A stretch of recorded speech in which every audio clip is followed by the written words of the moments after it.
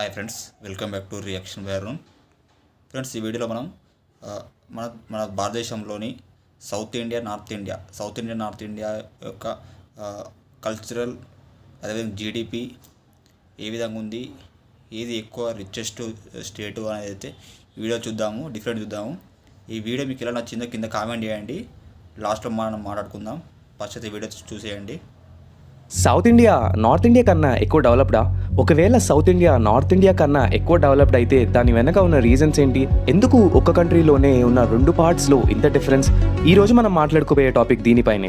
So వీడియోని ఎక్కడ miss అవ్వకుండా లాస్ట్ వరకు చూడండి. ఇక్కడ నేను మీకు మొత్తం 7 రీజన్స్ చెప్పబోతున్నాను. ఇవి కాకుండా నేను ఇంకా ఏమైనా మిస్ అయ్యి ఉంటే వీడియో మొత్తం చూశాక కామెంట్ చేయండి. ఫ్రెండ్స్, ఇక్కడ మనం ఓవరాల్ డేటాని చూసినప్పుడు జీడిపి మరియు ఇన్ఫ్రాస్ట్రక్చర్ని బేస్గా తీసుకుంటే సౌత్ ఇండియా నార్త్ ఇండియా కన్నా చాలా రిచ్ అండ్ డెవలప్డ్గా ఉంటుంది. కొన్ని రికార్డ్స్ ప్రకారం అయితే south India GDP north India కన్నా 2.75% ఎక్కువ ఉంది. కానీ దాని అర్థం నార్త్ ఇండియాలో ఉన్న అన్ని స్టేట్స్ జీడిపి తక్కువ ఉన్నట్లు కాదు. టెక్నికల్ డేటా ప్రకారం హర్యానా స్టేట్ దేశంలోనే ఫాస్టెస్ట్ గ్రోయింగ్ స్టేట్స్ లో 3rd పొజిషన్ లో ఉంది. పర్ క్యాపిటా ఇన్కమ్ అంటే తలసరి ఆదాయంలో ఢిల్లీ, హర్యానా మొదటి స్థానాల్లో ఉన్న మనం మొత్తం నార్త్ ఇండియా గురించి మాట్లాడినప్పుడు దాంట్లో బీహార్, ఉత్తరప్రదేశ్, రాజస్థాన్, మధ్యప్రదేశ్ లాంటి ఎకనామికల్లీ వీక్గా ఉండే స్టేట్స్ కూడా యాడ్ అవుతాయి. దీనివల్ల ఓవరాల్ నార్త్ ఇండియా డెవలప్మెంట్ పైన ఎక్కువ ఎఫెక్ట్ పడుతుంది. అదే సౌత్ ఇండియా స్టేట్స్ అయిన తమిళనాడు, తెలంగాణ, కేరళ, కర్ణాటక, ఆంధ్రప్రదేశ్ని అబ్జర్వ్ చేస్తే infrastructure, GDP, economy, urbanisation, literacy rate ప్రతి ఒక్క దాంట్లో నార్త్ ఇండియా మీద బెటర్గానే ఉంది. అండ్ దీని వెనక చాలా కారణాలు ఉన్నాయి. వీటిల్లో సక్సెస్ అవ్వడానికి కొన్ని రీజన్స్కి సౌత్ ఇండియా స్టేట్స్ చాలా వర్క్ చేస్తే మరికొన్ని రీజన్స్కి సౌత్ ఇండియా స్టేట్స్ ఏం చేయకుండానే సక్సెస్ఫుల్ అయింది. ఇలా కొన్ని అడ్వాంటేజెస్ సౌత్ ఇండియాకి వచ్చాయి. ఈ రోజు మనం ఈ వీడియోలో ఈ రీజన్స్ ఏంటో మాట్లాడుకుందాం. సో మన ఫస్ట్ రీజన్ వచ్చేసి లిటరసీ రేట్. ఫ్రెండ్స్, మీ అందరికీ Kerala and Tamil Nadu literacy rate చాలా ఎక్కువ ఉంటుంది అని తెలుసు. నార్త్ ఇండియాలో కూడా ఢిల్లీ, చండీగఢ్ లాంటి యూనియన్ టెరిటరీస్లో లిటరసీ రేట్ ఎక్కువ ఉన్నా ఇవి చాలా స్మాల్ సిటీస్. అందుకే ఓవరాల్ నార్త్ ఇండియా గురించి డిస్కస్ చేసినప్పుడు ఈ రెండు సిటీస్ని కలిపినా ఎక్కువ డిఫరెన్స్ అనేది ఉండదు. ఎందుకంటే నార్త్ ఇండియా లిటరసీ రేట్లో జనాభాని లెక్కలో తీసుకున్నప్పుడు ఎక్కువ మంది బీహార్, రాజస్థాన్, ఉత్తరప్రదేశ్లో ఉంటారు. అండ్ ఈ స్టేట్స్లో లిటరసీ రేట్ చాలా తక్కువ. జస్ట్ కొన్ని సిటీస్లో మంచి లిటరసీ రేట్ ఉండటం వల్ల ఓవరాల్ నార్త్ ఇండియాలో చేంజ్ అనేది ఉండదు. Reason number 2, better English communication. South ఇండియాలో ఉండే వారి ఇంగ్లీష్ కమ్యూనికేషన్ నార్త్ ఇండియన్స్ తో పోలిస్తే చాలా బెటర్ గా ఉంటుంది. అలాగే నార్త్ ఇండియాలో ఒక దురాభిప్రాయం ఉంటుంది. అది ఏంటి అంటే ఇంగ్లీష్ నేర్చుకోవడం పెద్దగా అవసరం లేదు, హిందీకి ఎక్కువ ప్రిఫరెన్స్ ఇస్తారు. కానీ ఇప్పుడు పెద్ద IT sectors, multinational companies Bengaluru, Hyderabad లో ఉన్నాయి. దాని వెనక ఉన్న రీజన్ ఏంటి అంటే ఇక్కడ ఉండే వారి లాంగ్వేజ్ కమ్యూనికేషన్ బెటర్ గా ఉండటం. అలాగే ఎడ్యుకేషన్, స్కిల్ డెవలప్మెంట్ కూడా మంచిగా ఉండటం కూడా అడ్వాంటేజే. చాలా సింపుల్ లాజిక్. ఇంటర్నేషనల్ కంపెనీస్ ఎప్పుడైనా వారి కంపెనీస్ ని ఎలాంటి ప్లేసెస్ లో స్థాపిస్తారు అంటే ఎక్కడైతే జనాలు ఇంటర్నేషనల్ లాంగ్వేజెస్ లో కమ్యూనికేట్ అవుతారో. అండ్ ఇంగ్లీష్ ఎలాంటి లాంగ్వేజ్ అంటే ఇది ఇంటర్నేషనల్లీ యూజ్ అవుతుంది. రీజన్ నెంబర్ 3 వచ్చేసి less corruption as compare to north India. అవినీతి అనేది ప్రతి చోట ఉంటుంది, కానీ నార్త్ ఇండియాలో కరప్షన్ అనేది ఎన్నో సంవత్సరాల నుండి నడుస్తుంది. ఉత్తరప్రదేశ్, బీహార్ రాష్ట్రాలలో అయితే ప్రతి చోట కరప్షన్ ఉంటుంది. ఈ కరప్షన్ ఇన్ఫ్రాస్ట్రక్చర్ నుండి ఎడ్యుకేషన్ డిపార్ట్మెంట్ వరకు ఉంది. ఇలా కరప్షన్ వల్లనే ఇన్ఫ్రాస్ట్రక్చర్, ఎడ్యుకేషన్ లోనే లాస్ట్ పొజిషన్ లో ఈ స్టేట్స్ ఉన్నాయి. ఇంకో సైడ్ సౌత్ ఇండియాలో నార్త్ ఇండియాతో కంపేర్ చేస్తే అవినీతి చాలా తక్కువగా ఉంటుంది. దీనికి కారణం ఇక్కడ చదివే పిల్లలకి మంచి ఎడ్యుకేషన్ దొరుకుతుంది. అలాగే ఇక్కడ ఉండే ఇన్ఫ్రాస్ట్రక్చర్ ఇండస్ట్రీస్ ని అట్రాక్ట్ చేస్తుంది. ఇందుకే తమిళనాడు చాలా పెద్ద ఇండస్ట్రియలైజ్డ్ స్టేట్ గా మారింది. రీజన్ నెంబర్ 4, ఈ రీజన్ ని సౌత్ ఇండియాకి ఒక గాడ్స్ గిఫ్ట్ గా అనుకోవచ్చు. అదే కోస్టల్ ఏరియాస్. ఫ్రెండ్స్, చైనా అయినా యుఎస్ఏ అయినా ఒకటి మాత్రం కామన్ గా ఉంటుంది. ఏదైనా సిటీ ఆర్ స్టేట్ బాగా డెవలప్ అయ్యేది కోస్టల్ ఏరియాస్ లో ఉంటే, అంటే తీర ప్రాంతంలో ఉండే సిటీ. ఇవి వేరే ప్రదేశాలతో పోలిస్తే చాలా డెవలప్డ్ గా ఉంటాయి. ఎగ్జాంపుల్ కి యుఎస్ లో ఉండే న్యూయార్క్ అయినా, చైనాలో ఉండే షాంఘాయ్ అయినా, సౌత్ ఆఫ్రికాలో ఉండే కేప్ టౌన్ అయినా, నార్త్ ఇండియన్ స్టేట్స్ అయినా గుజరాత్, మహారాష్ట్ర, ఒరిస్సా, వెస్ట్ బెంగాల్ సముద్ర తీరంలో ఉన్న సౌత్ ఇండియన్ స్టేట్స్ 5లో 4 స్టేట్స్ తీర ప్రాంతంలోనే ఉన్నాయి. ఇలా కోస్టల్ ఏరియాస్ లో ఉండే సిటీస్ డెవలప్డ్ గా ఎందుకు ఉంటాయంటే ఇక్కడ ఎక్కువ ట్రేడింగ్ జరుగుతుంది. ఈజీ ఇంటర్నేషనల్ బిజినెస్ ఇప్పటికీ కూడా చాలా ఇంపోర్ట్స్ అండ్ ఎక్స్పోర్ట్స్ సముద్రం నుండే జరుగుతాయి. ఎందుకంటే ఇది చాలా ఈజీ అండ్ చీప్ గా అవుతుంది కాబట్టి.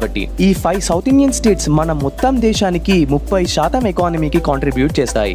Reason number 5, historical and cultural effects. North ఇండియాలో ఉన్న సిటీస్ ని బయట నుండి వచ్చిన అక్రమదారులు కొన్ని వందల సంవత్సరాల పాటు ఎంతో దోచుకున్నారు. ఇలా ఇలా నార్త్లో ఉన్న చాలా స్టేట్స్ని పాలిస్తూ అక్కడ ఉన్న సంపదని దోచుకున్నారు. ఇలా చేసిన వారిలో అలెగ్జాండర్ నుండి Persians, Arabs, Mongols, Turks and last 500 yearsలో మొఘల్స్ అండ్ బ్రిటిషర్స్ వరకు ఉన్నారు. ఇంకా దేశానికి స్వాతంత్రం వచ్చిన తర్వాత నార్త్ ఇండియాలో ఉన్న చాలా రాష్ట్రాలు ఎక్కువ ఎఫెక్ట్ అయ్యాయి. ఇలా పంజాబ్ని రాత్రికి రాత్రి 2 భాగాలుగా విడదీసి పాకిస్తాన్లో కలిపేయడం, అలానే లాహోర్, ముల్తాన్ లాంటి ఇంపార్టెంట్ ట్రేడింగ్ సెంటర్స్ పాకిస్తాన్లోకి వెళ్ళిపోయాయి. ఇలా అదే టైంలో పాకిస్తాన్ నుండి ఇండియాకి వచ్చిన హిందూస్ ఇంకా వేరే మత జనాల వల్ల నార్త్లో ఎకనామిక్ క్రైసిస్ కూడా వచ్చింది. అదే సౌత్ ఇండియాలో చూసినట్లయితే మొదటిసారి బయట నుండి సౌత్ ఇండియాలోకి ఆక్రమణ 14వ శతాబ్దంలో అల్లావుద్దీన్ ఖిల్జీ చేశాడు. సౌత్ ఇండియాలో చాలా వరకు చోళ, చేర, పాండ్య రాజ్యాల మధ్య యుద్ధాలు జరిగినా కానీ నార్త్ ఇండియాతో పోల్చుకుంటే ఇక్కడ చాలా తక్కువ యుద్ధాలు మరియు ఆక్రమణలు జరిగాయి. అందుకే ఇక్కడ స్టేట్స్ చాలా ఎక్కువ పీస్ఫుల్ గా ఒక పద్ధతిగా ఉంటాయి. దీనిని మనం ఇక్కడ సౌత్ లో ఉండే సంస్కృతి మరియు భాషలలో చూడొచ్చు. అలాగే మీరు కేరళ, తమిళనాడు, కర్ణాటక, తెలంగాణ, ఆంధ్రప్రదేశ్ లో ఉండే కల్చర్ ని చూస్తే ఎన్నో సంవత్సరాలు అయినా వారి కల్చర్, లాంగ్వేజెస్ చాలా సెపరేట్ గా డెవలప్ అయ్యాయి. ఇలా మలయాళం, తమిళ్, తెలుగు, కన్నడ భాషలని చూడొచ్చు. ఇక్కడ నేను చెప్పేది ఏంటంటే ఎన్నో సంవత్సరాల పాటు ఇన్ని భాషలలో మాట్లాడుతున్న అన్ని రాష్ట్రాలు ఎలాంటి ప్రాబ్లమ్స్ లేకుండా ఒకటిగా కలిసి ఉన్నాయి.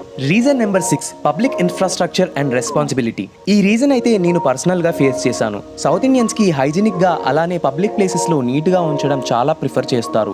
అదే ఒకసారి నార్త్ ఇండియాకి వెళ్తే అక్కడ ఉండే బాత్రూమ్స్ హైజీన్ గా ఉండవు. అలానే పబ్లిక్ బిల్డింగ్స్ అన్ని చాలా లో మెయింటెనెన్స్ లో ఉంటాయి. ఎక్కడ చూసినా pan, gutka marks public places లో ఎప్పుడూ కనిపిస్తూనే ఉంటాయి. అండ్ ట్రైన్ లో ట్రావెల్ చేసేటప్పుడు అయితే సౌత్ ఇండియాలో అంతా ఫుడ్ కి రిలేటెడ్ గా ఐటమ్స్ వస్తే, నార్త్ సైడ్ కి వెళ్ళినప్పుడు మాత్రం ట్రైన్ లోనే పాన్లు, సిగరెట్లు అమ్ముతుంటారు. ఇలా ఎవరు కూడా పబ్లిక్ ప్లేసెస్ ని కానీ వారి చుట్టూ ఉన్న పరిసరాలని అసలు కొంచెం కూడా హైజీన్ గా ఉంచుకోవడం మెయింటైన్ చేయరు. And last and main reason number 7, religion and political stability. Basically north ఇండియాలో పాలిటిక్స్ చాలా డిఫరెంట్ ఉంటాయి compared to south India. North India ఎప్పుడు బ్రిటిష్ వాళ్ళు చేసిన డివైడ్ అండ్ రూల్ పాలసీ లాగా మతం పైన ఓట్లు, కులం పైన ఓట్లు అడుగుతూ ఇలా పార్టీస్ గెలుస్తూ ఉంటాయి. ఉదాహరణకి సమాజ్వాదీ పార్టీ, ఇలా ఎన్నో ఉన్నాయి. ఇలా నార్త్ ఇండియాలో డెవలప్మెంట్, ఇన్ఫ్రాస్ట్రక్చర్, ఎడ్యుకేషన్ ఇలాంటి ఇంపార్టెంట్ ఆస్పెక్ట్స్ గురించి కాకుండా చాలా వరకు రిలీజియన్ గురించి ఓట్స్ వేస్తారు జనాలు. మేబీ జనంలో మార్పు వస్తే పొలిటికల్ పార్టీలు అప్పుడు అయినా అభివృద్ధి గురించి మాట్లాడతారేమో. అదే సౌత్ ఇండియాకి వస్తే ఇక్కడ ఉండే పొలిటీషియన్స్ ఆర్ పాలసీ మేకర్స్ చాలా వరకు మతాల గురించి కాకుండా ఎలాంటి పాలసీస్ వల్ల రాష్ట్రాన్ని ముందుకి అభివృద్ధి చేస్తారో దాని గురించే ఎక్కువగా చెప్తూ ఉంటారు. అలానే గత 60-70 సంవత్సరాలలో సౌత్ ఇండియాలో ఉన్న అన్ని స్టేట్స్ లో ఎప్పుడు కూడా కంటిన్యూస్ గా ఒక పొలిటికల్ పార్టీ పాలించినట్లు లేదు. కేరళలో communist party of India, Indian national Congress ఒకళ్ళతో ఒకళ్ళు ఎప్పుడూ పోటీ పడుతూనే ఉంటారు. అలానే తమిళనాడులో కాంటెస్ట్ డిఎంకే మరియు ఏఐడిఎంకే మధ్య జరిగింది. కర్ణాటకలో కాంగ్రెస్, బీజేపీ, జనతాదళ్ సెక్యులర్, ఆంధ్రాలో కాంగ్రెస్, టీడీపీ, ప్రెజెంట్ వైఎస్ఆర్సీపీ, ఇంకా తెలంగాణలో టీఆర్ఎస్, కాంగ్రెస్, బీజేపీ మధ్య కాంపిటీషన్ నడుస్తుంది. ఇలాంటి కాంపిటేటివ్ పాలిటిక్స్ సౌత్ ఇండియన్ స్టేట్స్లో ఉండటం వలన పార్టీస్ ఎప్పుడూ డెవలప్మెంట్ గురించే ఎక్కువ కాన్సన్ట్రేట్ చేస్తూ ఉంటాయి. అందుకే ఇక్కడ ఉండే ప్రజలకి చాలా వరకు మంచే జరిగింది. ఫ్రెండ్స్, ఇక్కడ నేను చెప్పిన రీజన్స్ కాకుండా ఇంకా ఏవైనా మిస్ చేసి ఉంటే కింద కామెంట్స్లో చెప్పండి. ఇలాంటి ఇంకా ఇన్ఫర్మేటివ్ వీడియోస్ కోసం వీడియోని లైక్ చేసి ఛానల్ని ఆల్ నోటిఫికేషన్స్తో ఆన్ చేసి సబ్స్క్రైబ్ చేసుకోండి. సో నెక్స్ట్ వచ్చే వీడియోస్ని మిస్ అవ్వరు. జై భారత్, జై హింద్.